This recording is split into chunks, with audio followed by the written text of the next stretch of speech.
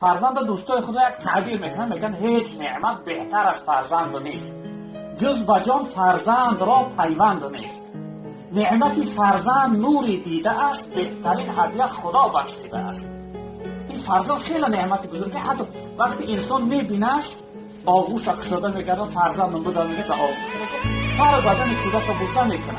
چقدر نعمت شیرین، چقدر نعمت راحت بخشنده، آرامی بخشنده. یکی به تعبیر دیگر دوستای خدا میگه که بعد مرگ پدر آباد میسازد پسر، چون زنش شوهر کند یادت نمیسازد. دوام دهنده نام پدر بر اصل پسر فرزند. و همین خاطر این نعمت خیلی نعمتی قیمت است، نعمت بزرگ است. ما باید حرکت کنیم این نعمت صالح باشه، این نعمت عبادتگر باشه، اهل طاعت باشه. یک مقاله گفتیم هم داریم فرزندی خوب باغی پدر، فرزندی بد داغی پدر.